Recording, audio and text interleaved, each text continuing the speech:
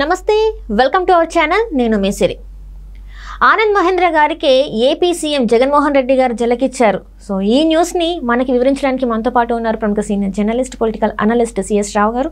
నమస్కారం. నమస్తే సార్, ఇప్పుడు చూస్తుంటే జగన్మోహన్ రెడ్డి గారు అంటే మామూలుగానే ఇప్పుడు ఏంటంటే తన మీద అనేక ఆరోపణలు వస్తున్నాయి. అంటే అవినీతి గురించే కావచ్చు, ఇసుక ర్యాంప్ల గురించి ఇన్ని గణం వస్తున్నాయి. ఈ టైంలో ఆనంద్ మహేంద్ర గారికే ఒక ఏమంటారు జలకిచ్చారని చెప్పేసి మనకి వార్తలు వస్తున్నాయి. సో ఇందులో అసలు ఈ వార్తను అసలు ఎలా చూడాలి సార్? ఒకటి ఏంటంటే ఆనంద్ మహేంద్రకి జలక్ ఇవ్వడం కాదు, ఆనంద్ మహేంద్రని మోసం చేశాడు జగన్మోహన్ రెడ్డి. చీట్ చేశారు అని చెప్పుకోవచ్చు. జగన్మోహన్ అంతే చీట్ చేశారు. ఎలా చీట్ చేశారని అంటే, ఈయన ప్రభుత్వం కోసం, జగన్మోహన్ రెడ్డి ప్రభుత్వంలోకి వచ్చిన తర్వాత కోసం, ఈయన మెహర్బానీ కోసం, ఈయన ఫోకస్ కోసం లేనటువంటి ఆర్భాటాన్ని క్రియేట్ చేసుకొని అప్పులు చేశారు. అప్పులు చేసి ఏం చేశారు, అప్పుల్లో ఆనంద్ మహేంద్రకు కూడా చేశారు. మహేంద్ర అండ్ మహేంద్ర కంపెనీకి చేశారు. ఎందుకు చేశారని అంటే, ఈయన 2012లో అనుకుంటా, 2012లో ఈయన దిశ అనేటువంటి పోలీస్ స్టేషన్స్ని ఓపెన్ చేశాడు. దిశ అనేది చట్టాన్ని ఒక దాన్ని తయారు చేశాడు. దిశ చట్టం అనేది అసలు ఆయన తయారు చేయడానికి లేదని చెప్పి కేంద్ర ప్రభుత్వం చెప్తుంది. ఆ దిశ చట్టం అనేది అసలు ఇప్పుడు లేదు వాస్తవంగా, కానీ ఉందని చెప్పి ఈయన అంటాడు జగన్మోహన్ రెడ్డి.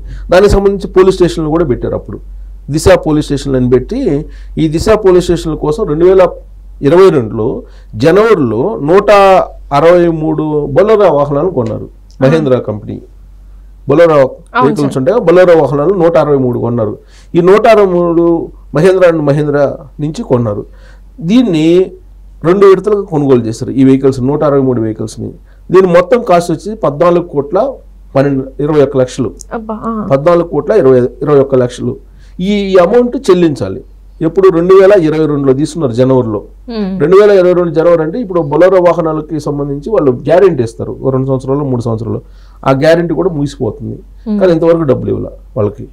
అందుకని వాళ్ళు ఏం చేశారు, న్యాయస్థానానికి ఒక పిటిషన్ వేశారు, కోర్టుకి వేశారు జగన్మోహన్ రెడ్డి ప్రభుత్వం మీద.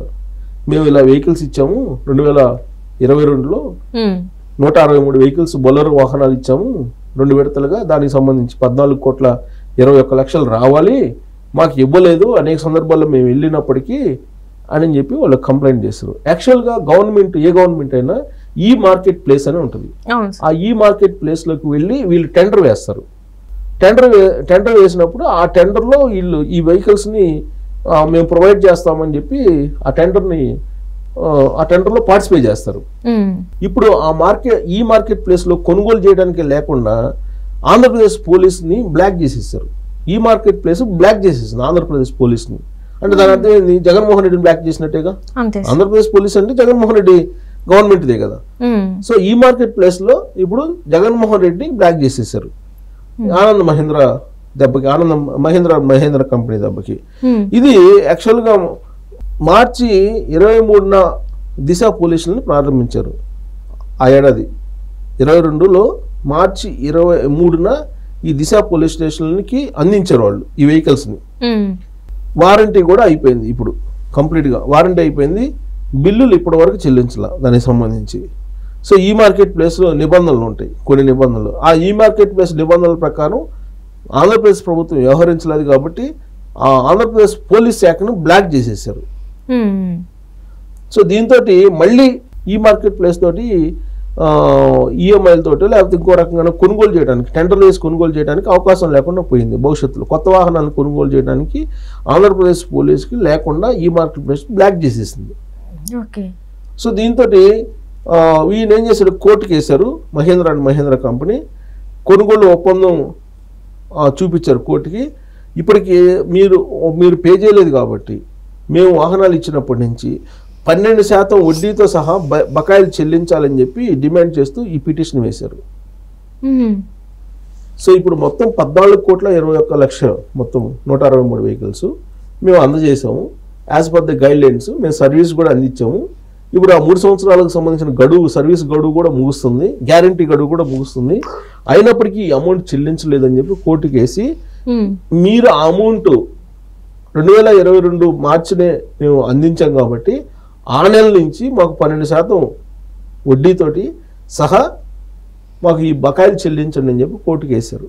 కోర్టుకి వేస్తే ఇప్పుడు కోర్టులో నడుస్తుంది. ఇది జగన్మోహన్ రెడ్డి చీట్ చేసినట్ట, జలకి ఇచ్చినట్ట? జగన్మోహన్ రెడ్డి చీట్ చేసినట్టు, మహేంద్ర కంపెనీకి చీట్ చేసినట్టు. రాబోయేటువంటి రోజుల్లో ఆంధ్రప్రదేశ్ ప్రభుత్వం ఏదన్నా వెహికల్స్ కొనాలంటే ఈయన ఇచ్చేటువంటి పరిస్థితి కూడా ఉండదు. ఇంకా అసలు ఎవరు టెండర్ కూడా వేయరు. సో ఇలాంటి పరిస్థితి ఆంధ్రప్రదేశ్ లో ఉండే కాంట్రాక్టర్స్ కూడా ఉంది.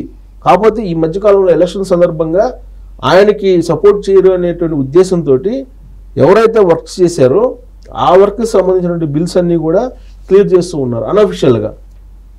అందుకే ఇప్పుడు చీఫ్ సెక్రటరీని మార్చాలి అనేటువంటి డిమాండ్ కూడా వస్తుంది. ఎవరికైతే కావాలో వాళ్ళకేమో బిల్స్ క్లియర్ చేస్తున్నారు, మిగతా వాళ్ళకేమో ఆపేస్తున్నారు.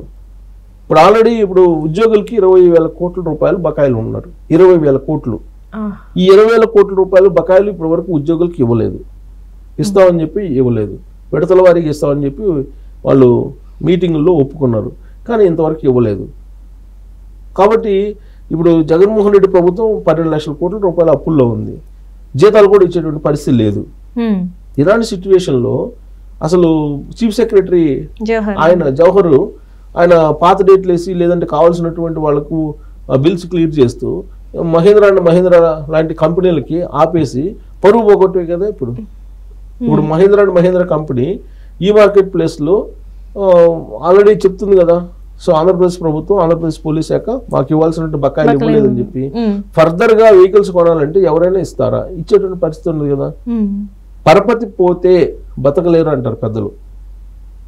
పరపతి పోతే బతకలేరు అంటారు. డబ్బు పోయినా పర్లేదు, డబ్బు లేకపోయినా పర్లేదు, పరపతి పోకూడదని అంటారు.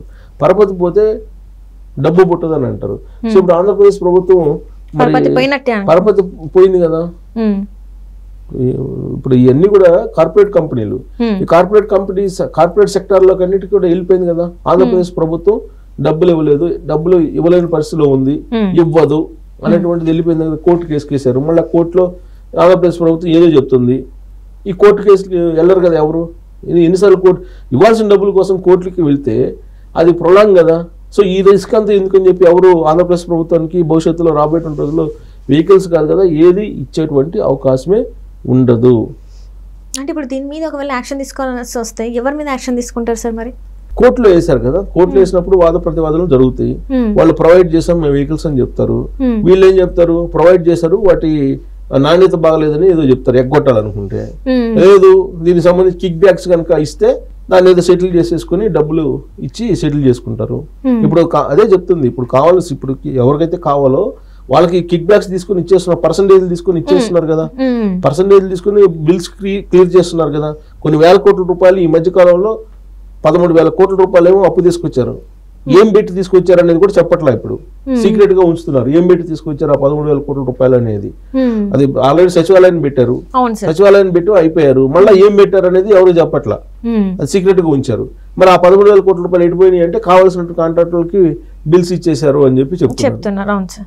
సో కాబట్టి ఇవన్నీ బయట రావాలంటే గవర్నమెంట్ మారాలి. గవర్నమెంట్ మారి కొత్త గవర్నమెంట్ వస్తే అప్పుడు బయటకు వస్తాయి. మళ్ళీ జగన్మోహన్ రెడ్డి వస్తే ఏవి రావు.